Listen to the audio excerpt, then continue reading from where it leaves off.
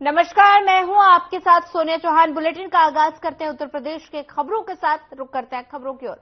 मुख्यमंत्री योगी आदित्यनाथ ने आगामी त्योहारों के दृष्टिगत सुदृढ़ कानून व्यवस्था और महत्वपूर्ण कार्यक्रमों के सफल आयोजन के संबंध में शासन स्तर के वरिष्ठ अधिकारियों के साथ तैयारियों की समीक्षा की और व्यापक जनहित में जरूरी दिशा निर्देश दिए। और इस दौरान उन्होंने कहा कि आगामी 22 जुलाई से पवित्र श्रावण मास का प्रारंभ हो रहा है और साथ ही इस अवधि में श्रावणी शिवरात्रि और नाग पंचमी और रक्षाबंधन का पर्व मनाया जाएगा। श्रावण मास में परंपरागत कावड़ यात्रा निकलेगी और साथ ही संचारी रोग नियंत्रण अभियान, स्कूल और चलो अभियान का आयोजन भी होगा और जिसके चलते हर किसी को सतर्क और सावधान रहने की आवश्यकता है।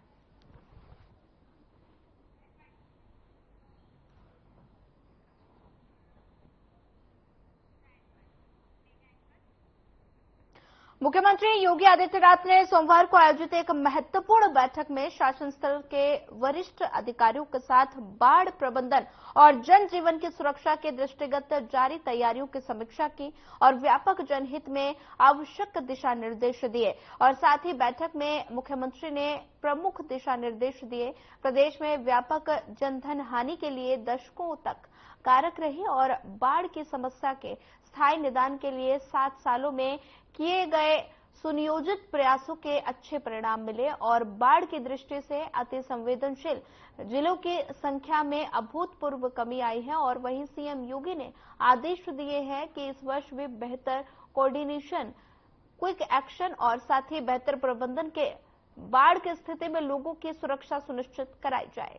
और साथ ही प्रदेश में बाढ़ की दृष्टि से 24 जिले अति संवेदनशील श्रेणी में हैं। इनमें महाराजगंज, कुशीनगर, लखीमपुर खीरी और गोरखपुर, अयोध्या, मऊ, फर्रुखाबाद, श्रावस्ती और बदायूं, पीलीभीत और बाराबंकी शामिल हैं। और जबकि सहारनपुर, अलीगढ़, बरेली, हमीरपुर, गौतम बुद्ध नगर, रामपुर, प्रयागराज, बुलंदशहर, लखनऊ, शाहजहांपुर, कासगंज संवेदनशील प्रकृति के हैं।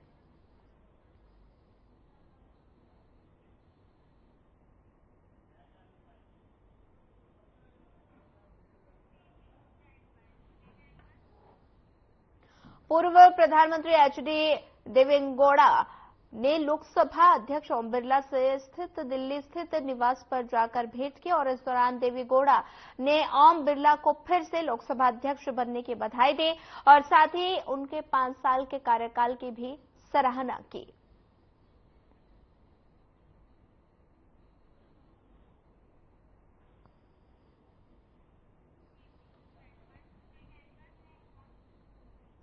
T20 विश्व कप में भारतीय टीम की शानदार जीत की लोकसभा में गूंज सुनाई दे रही है। लोकसभा में स्पीकर ओम बिरला ने सदन की ओर से टीम इंडिया को बधाई दी और इस ऐतिहासिक विजय से पूरे देश में उत्साह और उमंग का माहौल है।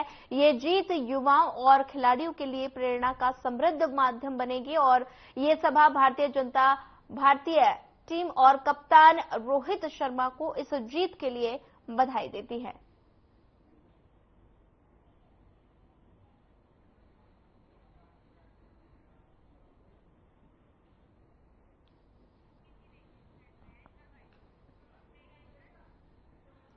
संसद सदस्यता की शपथ लेते समय कई नवनिर्वाचित सांसदों द्वारा नारेबाजी और अलग अलग शब्दों का प्रयोग करने के कारण हाल ही के दिनों में कई बार विवाद खड़ा हो गया था। इन विवादों को खत्म करने के लिए लोकसभा अध्यक्ष ओम बिरला ने सोमवार को सदन में ये व्यवस्था दी है कि सभी सांसद संविधान में दिए गए प्रारूप के अनुसार ही संसद के सदस्यता की शपथ लें और साथ ही उन्होंने भविष्य में शपथ के दौरान सांसदों द्वारा कोई अतिरिक्त शब्दों या नारों का उल्लेख नहीं करने की भी हिदायत देते हुए इस संबंध में सभी दलों के सांसदों को शामिल कर एक संसदीय समिति का भी गठन करने की जानकारी दी। इस पवित्र सदन के सदस्य के रूप में शपथ तथा प्रतिज्ञान करने के उद्देश्य से हमारे संविधान में अनुच्छेद आर्टिकल 99 एवं संविधान की 30वीं अनुसूची में प्रारूप निर्दिष्ट है, जिसके अनुसार शपथ लेना संसद सदस्यों का संवैधानिक दायित्व है। हमारे संविधान में शपथ अथवा प्रतिज्ञान की एक सूचिता है, मर्यादा है और गरिमा है। यदि संसद सदस्य अपने शपथ या प्रतिज्ञान के आरंभ तथा अंत में अतिरिक्त शब्दों या वाक्यों की अभिव्यक्ति करते हैं तो इससे हमारे संविधान की गरिमा और मर्यादा में कमी आती है। संसद सदस्य के रूप में हमारा दायित्व है कि हमारे सभी के लिए दायित्व है कि हमारे किसी भी आचरण से इस गरिमा में कमी न हो। इसलिए मेरा सभी मान्य सदस्यों से आग्रह है कि हम संविधान की 30वीं अनुसूची में निर्दिष्ट प्रारूप के अनुसार संविधान की मूल भावनाओं के अनुसार शपथ अथवा प्रतिज्ञान करने का संकल्प लें। ये सदन संकल्प करता है कि प्रत्येक माननीय सदस्य संविधान की 30वीं अनुसूची में निर्दिष्ट प्रारूप के अनुसार शपथ ले। इससे संबंधित विषयों पर गहन विचार मंथन करते हुए एक संसदीय समिति का भी गठन किया जाएगा जिसमें मुख्य दलों को शामिल किया जाएगा और ये अपेक्षा की जाएगी कि शपथ प्रतिज्ञान को हम संविधान की मर्यादाओं के अनुरूप करें तथा भविष्य में इस प्रकार की पुनरावृत्ति न हो। मेरा सभी मान्य सदस्यों से आग्रह है कि इसका संकल्प लें और भविष्य में इस तरीके की पुनरावृत्ति न हो। ये हम सबके लिए, सदन के लिए चिंता का विषय और गंभीर विषय है। लोकसभा में नेता विपक्ष राहुल गांधी का माइक बंद कर दिया गया। ये आरोप कांग्रेस सांसद दीपेंद्र हुड्डा ने लगाया। साथ ही उनके इस आरोप पर स्पीकर ओम बिरला ने सख्ती दिखाई। स्पीकर ओम बिरला ने कहा कि माइक का कंट्रोल उनके पास नहीं होता। स्पीकर ने कहा कि अध्यक्ष के अलावा सभापति पैनल के सदस्य भी आसन पर बैठते हैं और सभी दलों के सदस्य सभापति पैनल में होते हैं। और बता दें कि कांग्रेस के सुरेश भी सभापति पैनल के सदस्य हैं, जिस पर सुरेश ने कहा कि आसन पर बैठे व्यक्ति का माइक पर नियंत्रण नहीं होता। स्पीकर ओम बिरला ने सभी सदस्यों को हिदायत दी है कि सदन में सभी अनर्गल आरोपों से बचे। सदन की एक मर्यादा होती है, उसे बनाकर रखना सभी सदस्यों का दायित्व होता है। सदस्यगण, एक विषय मेरे लिए गंभीर चिंता का विषय है। अब सदन भी इस पे चिंता व्यक्त करें। कई मान्य सदस्य बाहर ये आरोप लगाते हैं कि माननीय अध्यक्ष या पीठासीन अधिकारी या आसन पर बैठे व्यक्ति माइक बंद कर देते हैं। आप वर्षों तक, आपको कई साल हो गए, आपका अनुभव है। मेरी बात सुनिए, आपका अनुभव है, आप मुझसे भी वरिष्ठ हैं, आप पुराने सदन में भी हैं, नए सदन में भी हैं। आसन से एक व्यवस्था रहती है, जिसका नाम पुकारा जाता है वो अपनी बात कहता है। आसन व्यवस्था दे देती है दूसरा नाम, तो दूसरा पुकारा जाता है। आसन से व्यवस्था के अनुसार माइक का कंट्रोल चलता है। माइक का कंट्रोल रिमोट कभी भी आसन पे बैठे वाले व्यक्ति पे नहीं होते। आसन पर आप भी बैठते हैं, सब दल के व्यक्ति बैठते हैं और सभी दल के सभापति तालिका के सदस्य इसी तरीके से सदन चलाते हैं, चाहे किसी भी दल का सदस्य हो। और ये आसन की हमेशा मर्यादा रही है। इसलिए मेरा आग्रह है, आप कभी भी, कोई भी व्यक्ति सभापति तालिका पर आसन पर बैठे हैं, इस तरीके का आक्षेप नहीं करेंगे तो उचित रहेगा। संविधान की मर्यादा के अनुसार रहेंगे। माननीय सुरेश जी भी बैठते हैं। सुरेश जी ने कभी किसी का माइक हाथ में क्या? आपके माइक कंट्रोल है क्या? कंट्रोल है क्या? नहीं है ना? फिर बोला नहीं है। सुरेश जी ने कहा नहीं है कंट्रोल। आप सुरेश जी की बात नहीं मानते? नो। 1 जुलाई से 3 नए आपराधिक कानून देश भर में लागू हो गए हैं, जिसमें आईपीसी की धारा को खास तौर पर बदला जा रहा है। और इसे लेकर वरिष्ठ वकील नाहर सिंह से हमारे चैनल हेड बृजमोहन सिंह रघुवंशी ने खास बातचीत की और इस दौरान उन्होंने क्या कुछ कहा, आइए आपको सुनाते हैं। ये जो नए कानून आईपीसी, सीआरपीसी और एविडेंस इन लोगों ने बदले हैं, उनके बदलने का कोई माने होना चाहिए। ये कानून जो इस देश में नहीं, पूरी दुनिया में आईपीसी, सीआरपीसी और एविडेंस एक्ट है, कानून दुनिया में या देश में वो होना चाहिए जिससे आम जनता को फायदा। 50 साल में, 70 साल में या उससे भी पहले जब अंग्रेज थे, तब इस कानून को उन्होंने लागू किया। और इन तीनों कानूनों से देश की आम जनता भी प्रभावित थी। आम जनता भी आम कानूनों को जानती थी।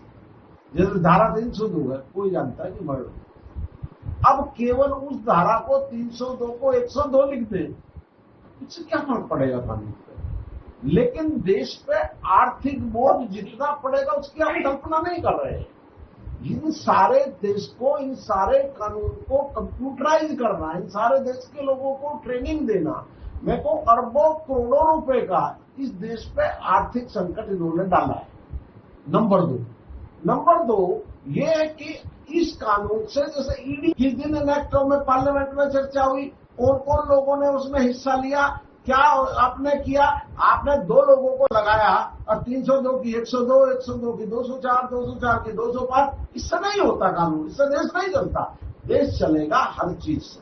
अब जैसे नीट का मामला है, मैं कहना चाहता हूं इसी से संबंधित, केवल ये कौन सी बात होगी, आपने नीट बना दिया। पहला होता था क्या, मेडिकल का हर जगह, हम लोग साइंस के स्टूडेंट रहे, जब हम लोग पढ़ते थे तब एक बोर्ड होता था पीएमटी, और वो पीएमटी पहले स्कूल का होता था, कहीं पर्चे लीक नहीं होते थे।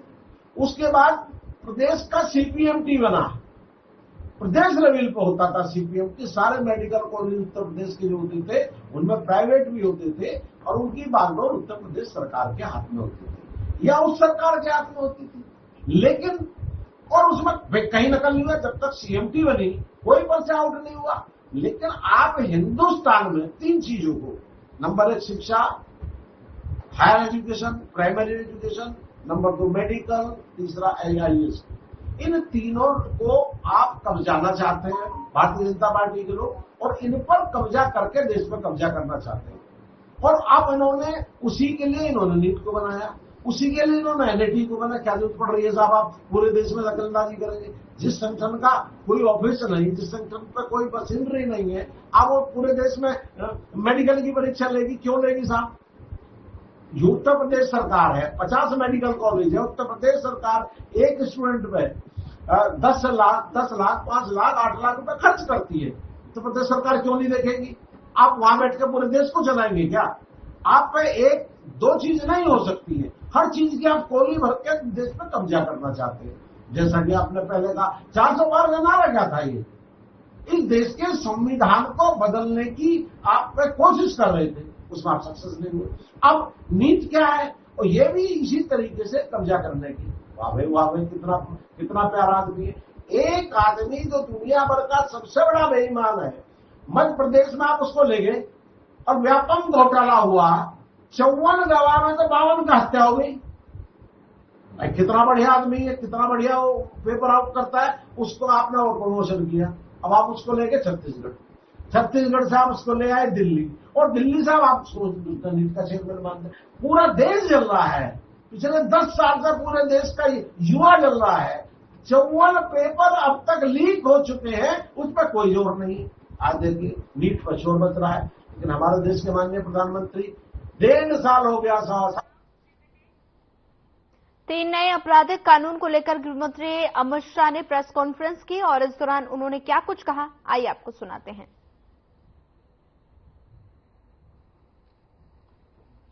आज आप सभी को यहाँ देश में जो क्रिमिनल जस्टिस सिस्टम के 3 नए कानून आज से अमल में आ रहे हैं, इसके लिए आप सभी को निमंत्रित किया है। देश की जनता को सबसे पहले मैं बहुत बहुत बधाई देना चाहता हूं कि लगभग आजादी के 77 साल बाद आपराधिक न्याय प्रणाली, हमारी क्रिमिनल जस्टिस सिस्टम पूर्णतया स्वदेशी हो रही है और भारतीय इथोस के आधार पर ये चलेगी। 75 साल के बाद इस कानूनों पर विचार हुआ और ये कानून जब आज से हर थाने में अपना काम करना चालू करेंगे, तब अंग्रेजों के बनाए हुए कानून निरस्त होकर भारत की संसद ने बनाए हुए कानून आए। दंड की जगह न्याय लेगा, देरी की जगह स्पीडी ट्रायल और स्पीडी जस्टिस मिलेगा। और पहले सिर्फ पुलिस के अधिकारों की रक्षा की गई थी, अब पीड़ितों के अधिकारों की रक्षा और जो कंप्लेनेंट है इसके भी अधिकारों की रक्षा करने का काम होगा। तो एक नए नजरिए के साथ ये तीनों कानून आज सुबह से ही, मतलब कल मध्य रात्रि से काम करना शुरू किए हैं। अब इंडियन पिनल कोड, जिसको आईपीसी कहते थे, 1860 से जो कानून था, इसकी जगह बीएनएस भारतीय न्याय संहिता आएगी। क्रिमिनल प्रोसीजर कोड, जिसको सीआरपीसी कहते थे, जो 1898 से अमल में था, इसकी जगह भारतीय नागरिक सुरक्षा संहिता बीएनएस आएंगे। और इंडियन एविडेंस एक्ट 1872 से जो इस देश के क्रिमिनल जस्टिस सिस्टम को गवर्न करता था, इसकी जगह भारतीय साक्ष्य अधिनियम बीएसए लागू होगा। तो बीएनएस, बीएनएसएस और बीएसए के लागू होने से पूरी न्याय प्रणाली का आपराधिक कानूनों की पूर्णतया इसके अंदर हम कह सकते अब भारतीय आत्मा है। इसके ढेर सारे प्रावधान ऐसे किए गए हैं जिससे कई समूहों को फायदा होगा। कई सारी दफाएं जो अंग्रेजों के समय से विवाद में रही, इसको हटाकर आज के समय के अनुकूल धाराएं जोड़ी गई है। और कई सारी ऐसी चीजें जिससे भारतीय नागरिकों को परेशानी थी, इसको हटाकर नए प्रावधान किए गए हैं। सबसे पहले हमने इसमें हमारे संविधान के स्पिरिट के तहत दफाओं की और चैप्टर्स की प्रायोरिटी तय की है। सबसे पहली प्रायोरिटी महिलाओं और बच्चों के अपराध को दी गई है और मैं मानता हूं कि ये करने की बहुत समय से पहले जरूरत थी। एक पूरा अध्याय इसमें जोड़ा गया है जिसमें 35 धाराएं हैं और 13 प्रावधान हैं, जिसमें गैंग रेप के लिए अब 20 साल की सजा या तो कारावास, आजीवन कारावास, नाबालिग के साथ बलात्कार में मौत की सजा, झूठा वादा पहचान छिपाकर शोषण करने वालों के लिए भी अलग से अपराध बनाया गया है। पहले सुप्रीम कोर्ट के जजमेंट से चलता था। पीड़िता का बयान उसके घर पर महिला अधिकारियों की उपस्थिति में और अपने परिजनों की उपस्थिति में लेने का भी प्रावधान किया है। और इसके साथ साथ ऑनलाइन एफआईआर की व्यवस्था से भी ढेर सारी उत्पीड़न का सामना कर रही महिला एम्बरेसमेंट से बच पाएगी, ऐसा हमारा मानना है। सालों से देश भर में मॉब लिंचिंग के अपराध के लिए कानून में कोई प्रावधान नहीं था। प्रावधान करने की मांग होती थी। पहली बार मॉब लिंचिंग को परिभाषित किया गया है। नस्ल, जाति, समुदाय, लिंग, जन्म स्थान, भाषा और अन्य कारणों से जो मॉब लिंचिंग होता है, इसमें 7 वर्ष के कारावास से लेकर मृत्यु की सजा।